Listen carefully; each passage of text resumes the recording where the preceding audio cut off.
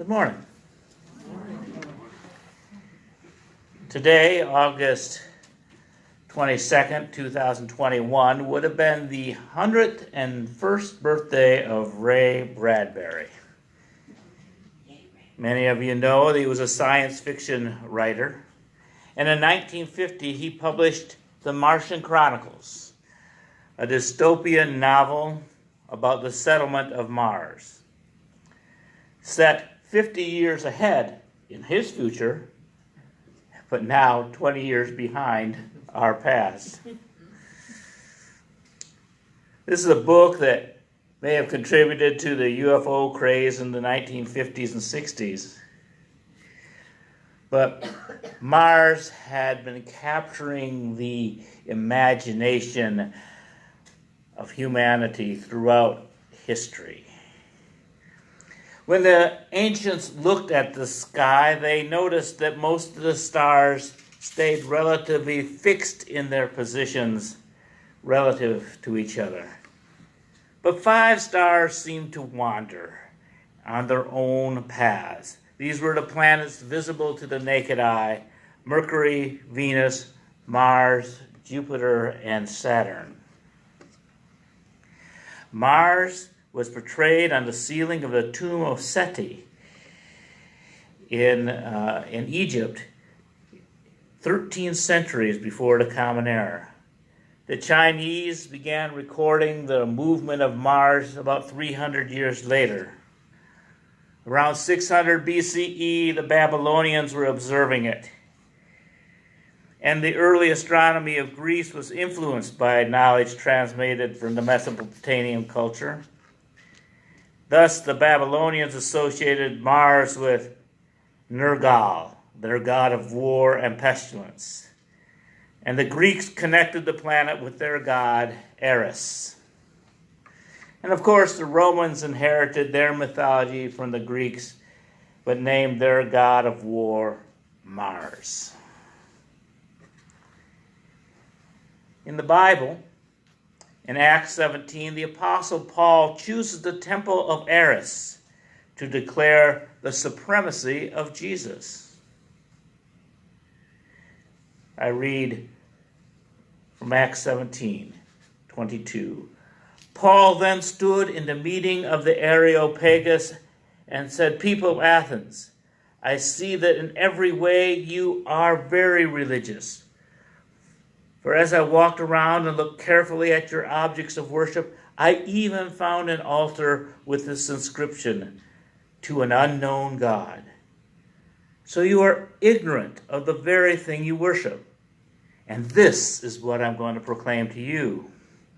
The God who made the world and everything in it is the Lord of heaven and earth, does not live in temples built by human hands. And he is not served by human hands as if he needed anything.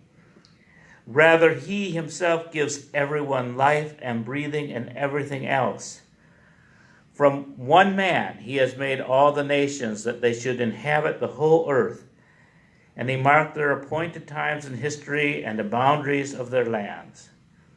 For he has set a day when he will judge the world with justice by the man he has appointed. And he has given proof of this to everyone by raising him from the dead." Now the King James translates Areopagus as Mars Hill. So that's why we have a city named Mars Hill, North Carolina, just north of Asheville. And there are many churches scattered across the country named Mars Hill, because that was the place where Christianity was first proclaimed. So throughout history, Mars has been seen as something associated with power and influence. It's been called upon by those who wish to rule the earth. This mythology gave way to more scientific observations, but people interpreted the new data in very imaginative and mythic ways. From the NASA website, I read, in the 1800s, observations with larger and larger telescopes were built around the world. In 1877, Giovanni Schiaparelli, director of the Brera Observatory in Milan, began mapping and naming areas of Mars. He named the Martian seas and continents and dark and light areas with names from historic and mythological sources. He saw channels on Mars and called them canali. Canali means channels, but it was mistranslated into English as canals, implying an intelligent life on Mars.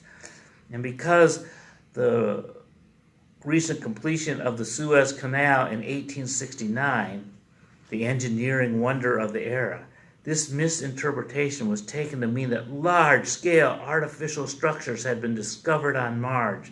The importance of canals for worldwide commerce at the time, without doubt, influenced the popular interest in the canals on Mars. In 1894, Percival Lowell, a wealthy astronomer from Boston, made his first observations of Mars from a private observatory he built in Flagstaff, Arizona, the Lowell Observatory. He decided that the canals were real and ultimately mapped hundreds of them. Lowell believed that the straight lines were artificial canals created by the intelligent Martians and were built to carry water from the polar caps to the equatorial regions. In 1895, he published his first book on Mars with many illustrations, and over the next 2 decades published 2 more popular books. Lowell's theories influenced the young English writer H.G. Wells, who in 1898 published The War of the Worlds. In this novel, Wells created an invasion of Earth by deadly aliens from Mars and launched a whole new genre of alien science fiction. In 1911, Princess of Mars was the first of 11 science fiction novels by Edgar Rice Burroughs. Burroughs used Schiaparelli's names for the regions of the planets and gave his Martians green skin. On Halloween 1938, Orson Welles and the Mercury Theater of the Air broadcast a radio version of The War of the Worlds. This story, presented as a series of news bulletins, panicked thousands of listeners who believed that America was being attacked by hostile Martians. Ray Bradbury wrote The Martian Chronicles in 1950 about people colonizing Mars because Earth was being destroyed. His novel is an atypical structure, perhaps following Orson Welles' structure. Rather than a narrative story following particular characters, the book reads as a series of independent news reports, which eventually becomes a patchwork quilt. Each chapter is a short story contained in itself, but then they are stitched together and you see reoccurring themes, and it creates a larger narrative. Here are a few examples. Remember, it's 1950 and he's talking about the future. August 1999. Whoever was knocking at the door didn't want to stop. Mrs. TTT threw the doors open. Well, you speak English, the man standing there was astounded. I speak what I speak, she said. It's wonderful English. The man was in uniform, and there were 3 men with him, in a great hurry, all smiling, all dirty. What do you want? Demanded Mrs. TTT. You are a Martian, the man smiled. The word is not familiar to you, certainly. It's an Earth expression. He nodded as men. We are from Earth. I'm Captain Williams. We've landed on Mars within the hour. Here we are, the 2nd expedition. There was a 1st expedition, but we don't know what happened to that. But here we are anyway, and you're the first Martian we've met. Martian? Her eyebrows went up. What I mean to say is you live on the 4th planet from the sun, correct? Elementary, she snapped. eyeing them. And we, he pressed his chubby pink hand against his chest, are from Earth. Right, men? Right, sir. This is the planet Tyr, she said, if you want to use the proper name. Tyr, Tyr, the captain laughed exhaustedly. What a fine name. But my good woman, how is it that you speak such perfect English? I'm not speaking, I'm thinking, she said. Telepathy. Good day. And she slammed the door. This passage reminds me of the hubris of Europeans coming to this continent and imagining that they discovered America. After the initial exploration, settlers followed. Bradbury continues, August 2001, the settlers. The men of Earth came to Mars. They came because they were afraid or unafraid, because they were happy or unhappy, because they felt like pilgrims or did not feel like pilgrims. There was a reason for each man. They were leaving bad wives or bad jobs or bad towns. They were coming to find something or leaving something, to get something, to dig up something, or to bury something, or to leave something alone. They were coming with small dreams or large dreams or none at all. But a government finger pointed from 4-color posters in many towns. There's work for you in the skies. See Mars. And the men shuffled forward. Only a few at first, a double score, for most men felt the great illness in them even before the rocket launched into space. And this disease was called the loneliness.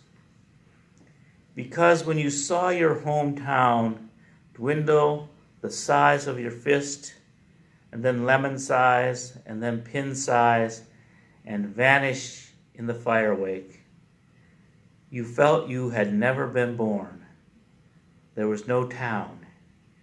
You were nowhere, with space all around. February 2002, the locusts.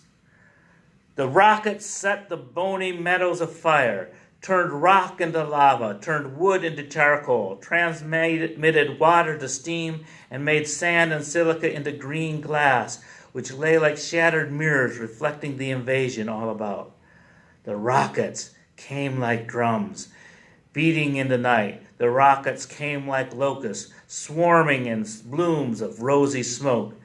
And from the cockpits ran men with hammers in their hands to beat the strange world into a shape that was familiar to the eye, to bludgeon away all the strangeness.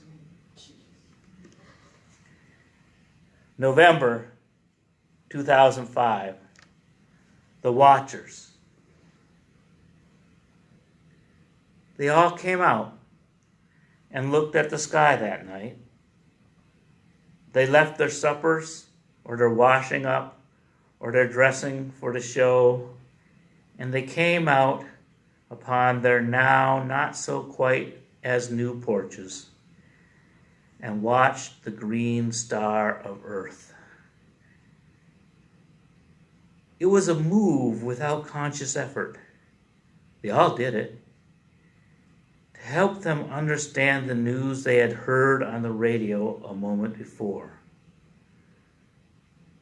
There was Earth, and there was a coming war. And there were hundreds of thousands of mothers, grandmothers, fathers, or brothers, or aunts, uncles, or cousins. They stood on the porches and tried to believe in the existence of Earth, much as they had once tried to believe in the existence of Mars. It was a problem reversed. To all intents and purposes, Earth now was dead. They had been away from it 3 or 4 years. Space was an anesthetic. 70 million miles of space numbed you. April 2026, the long years. Whenever the wind came through the sky, he and his family would sit in the stone hut and warm their hands over a wood fire. The wind would stir the canal waters and almost blow the stars out of the sky. But Mr. Hathaway would sit contented and talk to his wife, and his wife would reply, and he would speak to his 2 daughters and his son about the old days on earth, and they would all answer neatly. It was the 20th year after the Great War. Mars was a tomb planet. Whether or not Earth was the same was a matter for such silent debate for Hathaway and his family on the long Martian nights.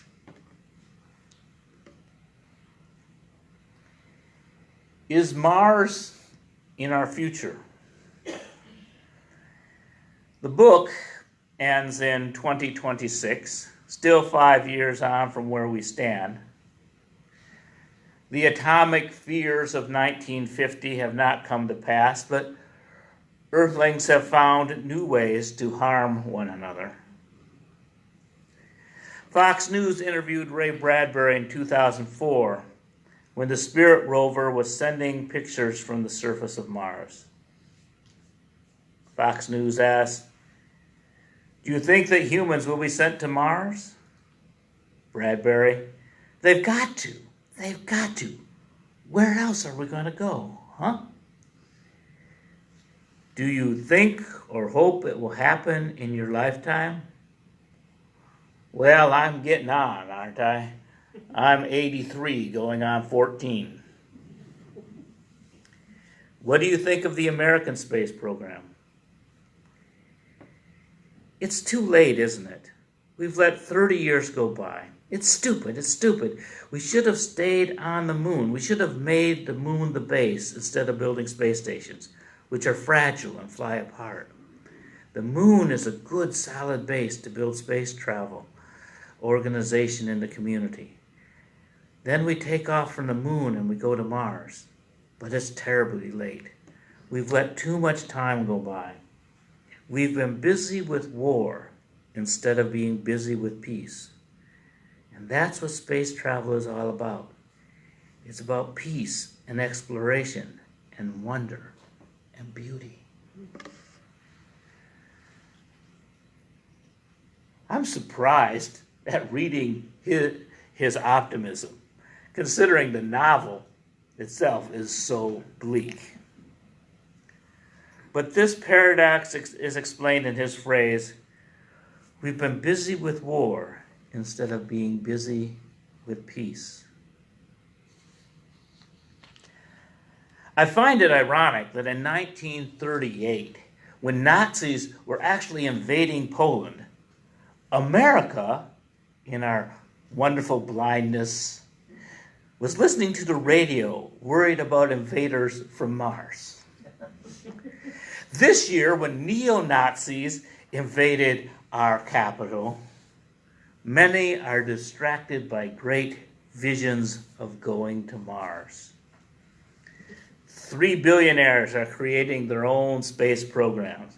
Jeff Bezos, Elon Musk, and Richard Branson.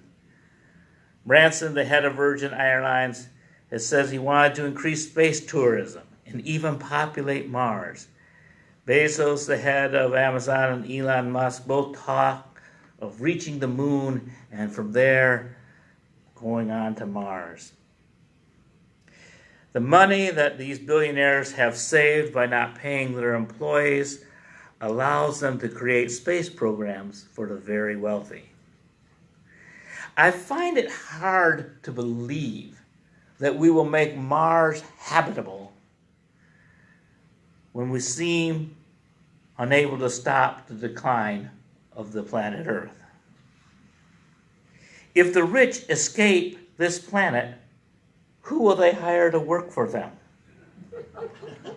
Ordinary people will be left behind by the rocket rapture of the rich.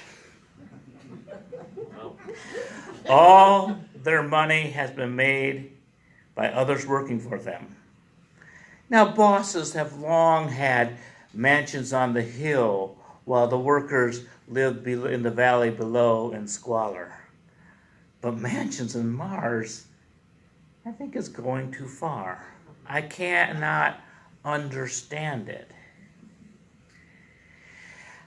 It's not that I'm anti-technology, but I do believe in a free and responsible search for truth and meaning. I mean, I applaud the search for new wonder and new ideas and just the marvelousness of exploration. But when it's done at the expense of the rest of the planet, I'm dismayed. Perhaps the billionaires believe that what benefits them will trickle down to benefit the masses. But I've heard that story before.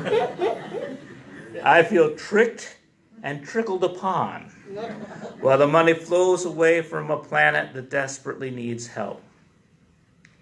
See, I'm a child of the space age. I drank Tang because space astronauts drank Tang. I grew up believing that space exploration was about science and wonder. But by the time I was a teen, we stopped going to the moon. And I became cynical and realized, the moonshot was about rocket technology. And it was to threaten other countries that we had rockets that were powerful enough to reach them on the other side of the world. Once we had proven that point, all the veneer of wonder and exploration fell to the wayside, while our government concentrated on ballistic and anti-ballistic missiles. In the words of Ray Bradbury, we have been busy with war instead of busy with peace. Until we learn to be at peace with ourselves, our efforts will be thwarted. Science fiction writers often portray the following scenario, most famously in the movie Independence Day. When the aliens invade, humanity will unite and fight the common enemy. Well, this past year, the world has faced a common enemy, microscopic COVID-19. Yet the world is more divided than ever, especially in the United States of America.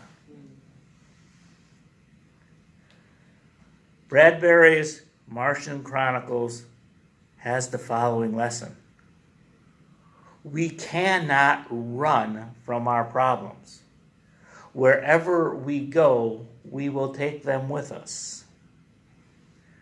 We must get busy with peace in order to be successful.